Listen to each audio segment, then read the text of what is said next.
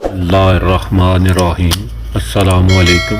भाई चैनल को सब्सक्राइब भी कर लिया करें, लाइक और शेयर भी कर दिया करें, कमेंट्स भी कर दिया करें, बेल आइकन को प्रेस कर लें जिससे हमारी आने वाली कहानियाँ आपको मिलती रहें। अगर आप इस वक्त इतनी जल्दबाजी से काम न लेते तो आपको तकलीफ़ व अज़ियत से न गुज़रना पड़ता।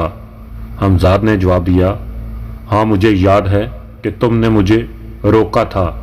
मुझे अफसोस है कि मैं अपने जज्बात पर काबू न रख सका था। मैंने कहा, खैर अब आपका क्या इरादा है? कलकत्ता से अब मेरा दिल उठ चुका है, मुझे कहीं और ले चलो। कहाँ?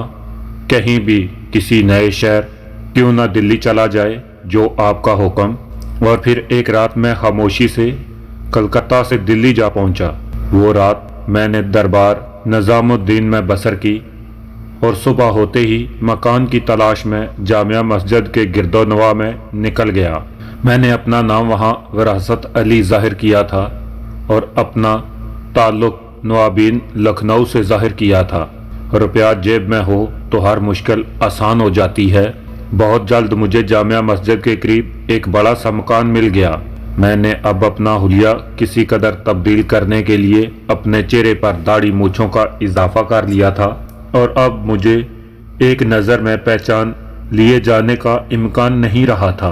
ये सब कुछ मैंने एहतियातन किया था।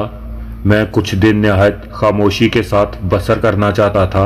हर चंद के ऐसा करने में मुझे अपने ऊपर बहुत जबर करना पड़ा।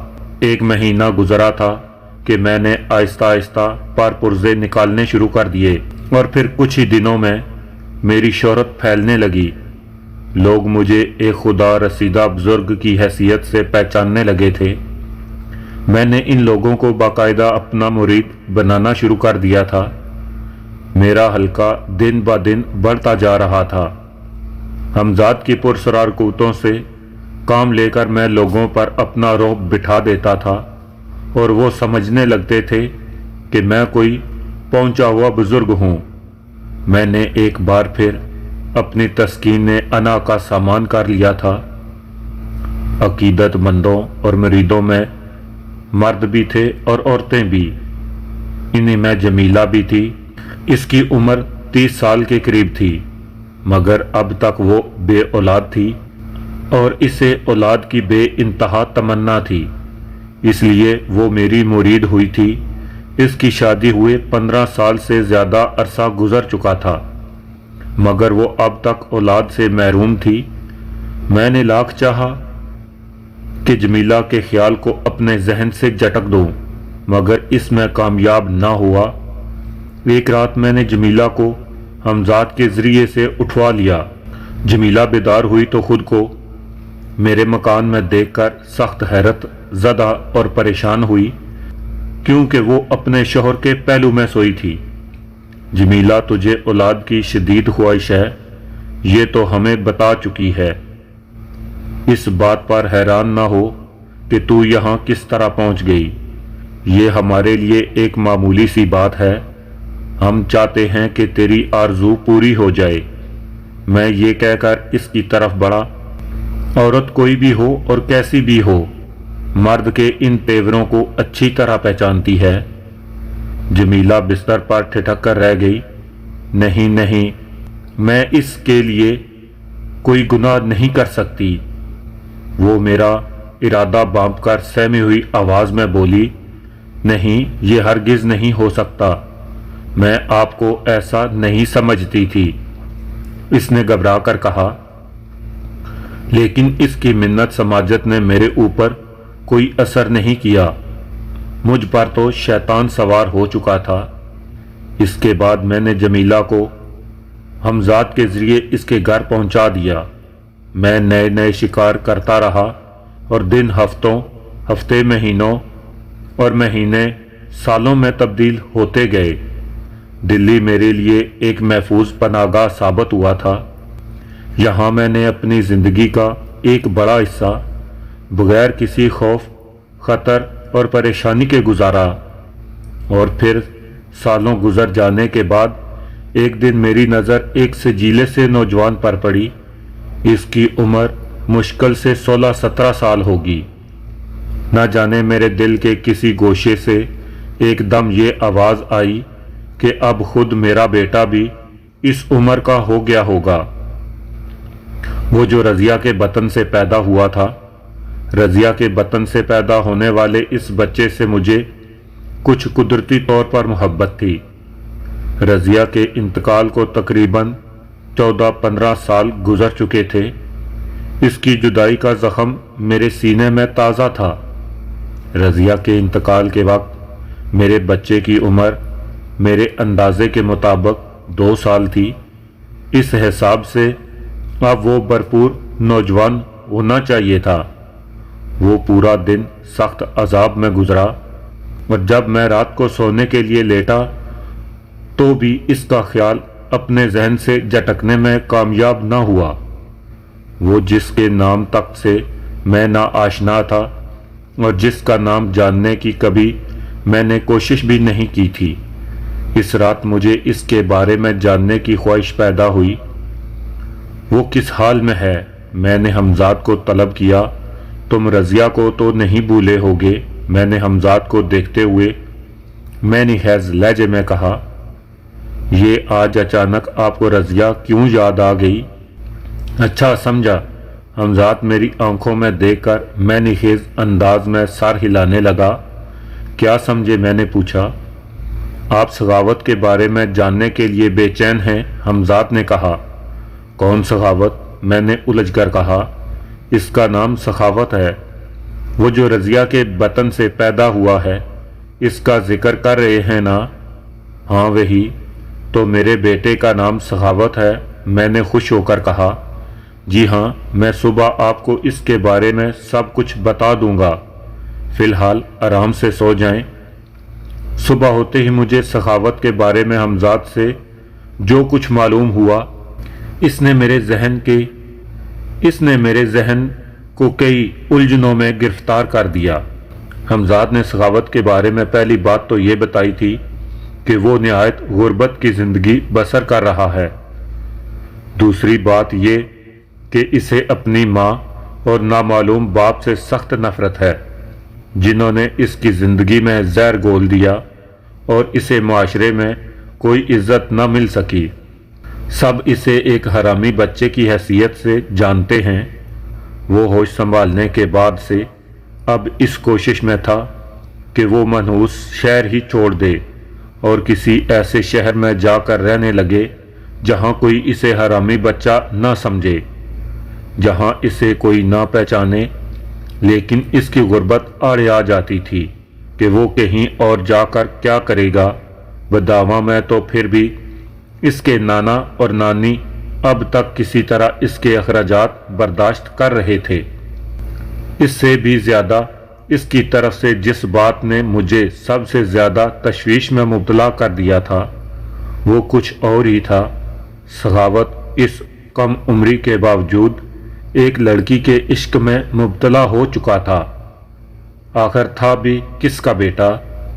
خون کس کا تھا؟ اس کا مزاج یقیناً ایسا ہی ہونا چاہیے تھا۔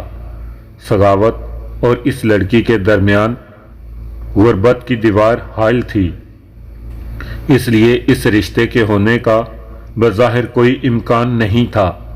لیکن معاملہ یک طرفہ نہیں تھا، وہ لڑکی بھی اس کے عشق میں گرفتار ہو چکی تھی۔ نوبت یہاں تک پہنچ گئی تھی کہ وہ سخاوت کے ہمراہ اپنے گھر والوں سے بغاوت کر کے بھاگنے تک آمادہ ہو چکی تھی۔ لیکن میرے علم میں آنے کے بعد اب ایسا ہونا سخت ترین گناہ تھا، کیونکہ سخاوت اس بات سے واقعی ناآشنا تھا کہ وہ خود اپنی سوتیلی بہن کے بارے میں غلط تصورات رکھتا تھا۔ دردانہ سخاوت کی سوتیلی بہن تھی، اس بات سے اس دنیا میں صرف میں ہی آگاہ تھا، کیونکہ حمزاد نے مجھے سب کچھ بتا دیا تھا۔ حمزاد کی اطلاعات کے مطابق دردانہ میرے ہی نطفے سے تھی۔ میں خود بھی پہلی بار یہ جان کر حیرت زدہ رہ گیا تھا کہ میرٹھ کے نواب صاحب کی نو عمر حسین لڑکی نرگس میری بچی کی ماں بن چکی تھی، اور جب وہ حاملہ تھی تو میرٹھ کے نواب صاحب نے رسوائی کے خوف سے इसी दौरान बदावा के एक गरीब शख्स अफजल अहमद से इसका निकाह कर दिया था। निकाह में उन्होंने अफजल को बहुत सी जायदाद और रुपया भी दिया था ताकि वो नरगस की नाजायज़ औलाद का जायज़ बाप बन सके। अफजल अहमद सब कुछ जानते बूझते राज़ी हो गया था। ये सब कुछ मेरठ के नवाब साहब के तफैल था। दुर्दाना बज़ाहिर अफजल अहमद की बेटी थी, मगर दरअसल वो मेरा खून था और सगावत भी मेरे ही नुत्फ़े से पैदा हुआ था। इसी सूरत में इन दोनों का निकाह एक गुनाह अजीम था। मैं लाख गुनाहगार था, मगर मेरी रूह इस गुनाह पर आमादा न हुई कि मैं सब कुछ जानते बूझते खामोशी इख्तियार कर लूँ। इससे पहले कि दुर्दाना और सगावत कोई गलत कदम उठाएं, मुझे कुछ न कुछ करना था। मैं इसी दिन दिल्ली से बदावा के लिए रवाना हो गया। वक्त की गर्दाब ने गुज़श्ता 15-20 साल में मेरे चेहरे में खासी तब्दीली पैदा कर दी थी। मुझे यकीन था कि मुझे कोई भी अब बदावा में ना पहचान पाएगा, और हुआ भी वही। मैं कई जानने वालों के करीब से गुजरा, मगर कोई मुझे देखकर न ठिठका और ना रुका। मैं मुतमिन होकर रज़िया के घर की तरफ बढ़ा। शाम का वक्त था और चिराग रोशन होने लगे थे। हमजाद को एहतियातन मैंने अपने साथ ही रखा था। दफातन एक मोड़ मुड़ते हुए हमजाद ने मुझे मुखातब किया, वो देखिए, वो उधर, वो घर से निकल रहा है, वही है सगावत। मैंने हमजाद की बताई हुई सिमत में देखा। एक खूबरू नौजवान एक मकान की डेवड़ी अबूर करके बाहर आ रहा था। मैं इसी जगह रुक गया क्योंकि वो इसी सिमत आ रहा था। फिर वो जैसे ही मेरे करीब पहुंचा, मैंने इससे कहा, सुनो मियाँ, गालबन तुम्हारा नाम सगावत है। वो मुझे अजनबी से अपना नाम सुनकर चौंका और हैरत से मुझे देखने लगा। इसके अंदाज में बड़ी मासूमियत और बोलपन था। मुझे अपना अहद जवानी याद आ गया। मेरा जी चाहा कि इसे बढ़कर अपने सीने से लगा लूं, मगर मैंने अपने जज्बात पर काबू रखा। फरमाइए, वो कह रहा था, मुझे तुमसे तन्हाई में कुछ बातें करनी हैं, क्या तुम कुछ वक्त दे सकोगे? चलिए, वो एक तरफ बढ़ता हुआ बोला।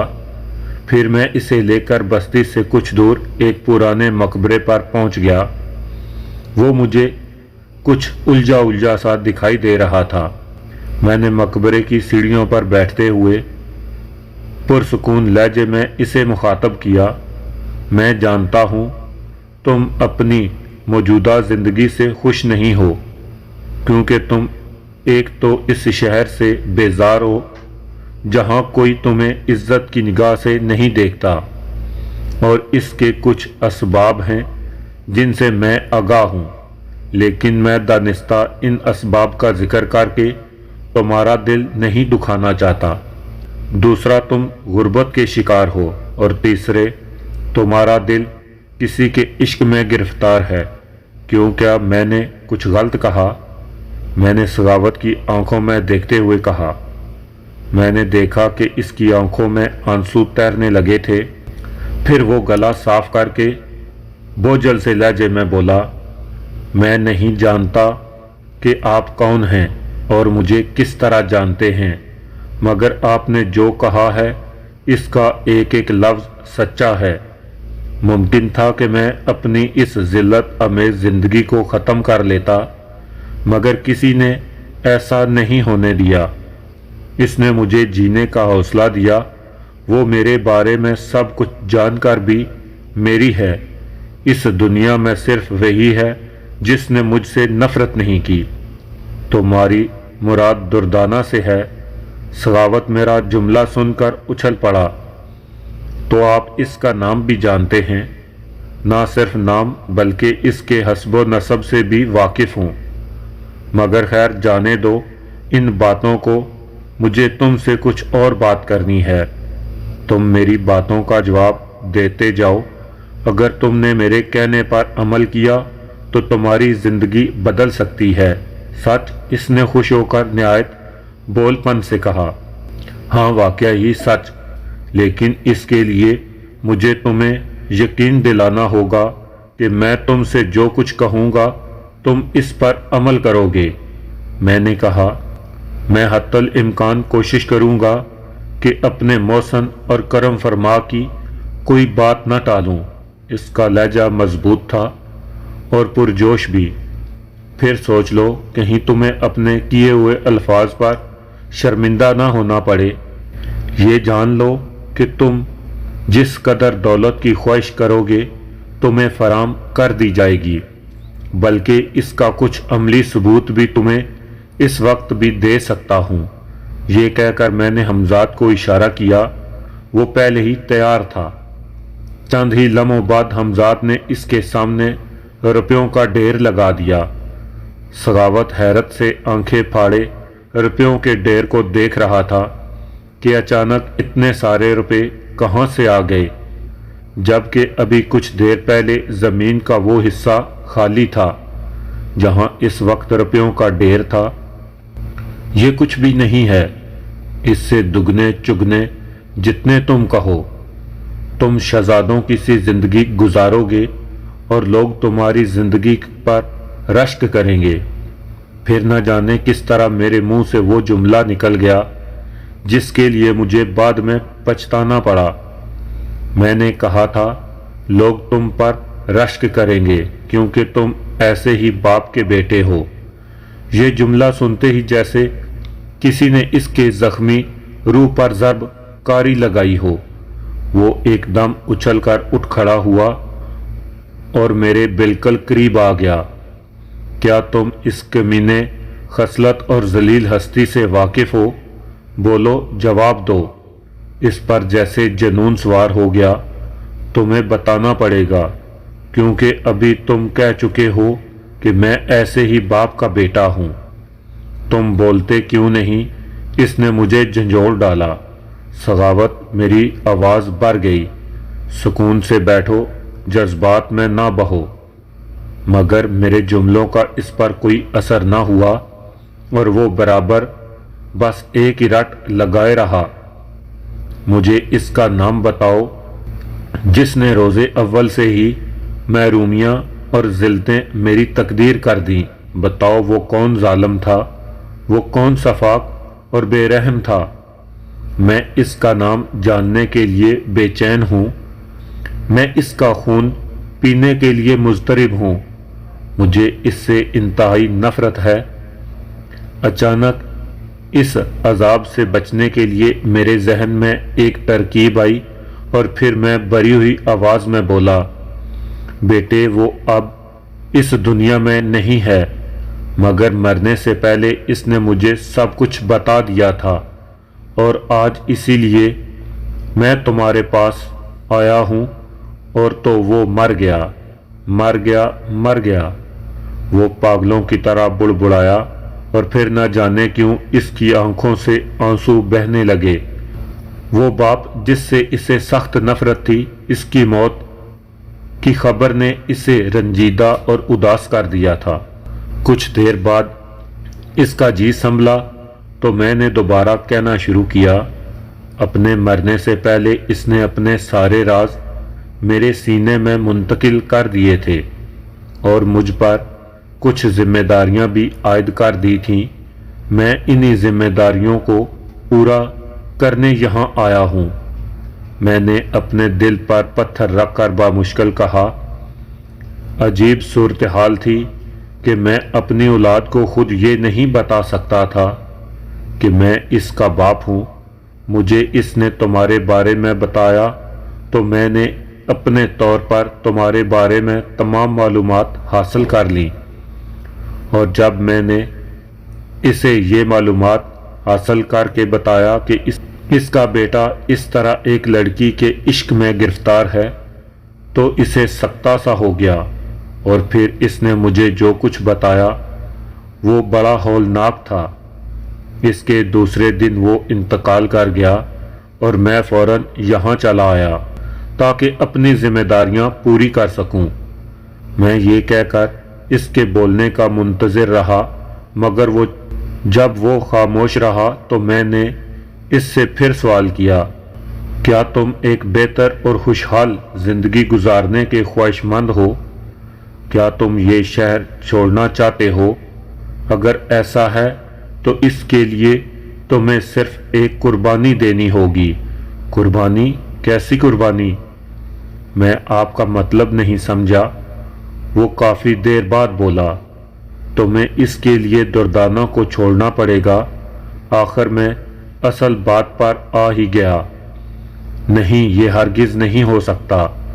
وہ بے حد جذباتی لہجے میں بولا، مجھے آپ کی دولت نہیں چاہیے، مجھے خوشحال زندگی سے بڑھ کر اپنی یہی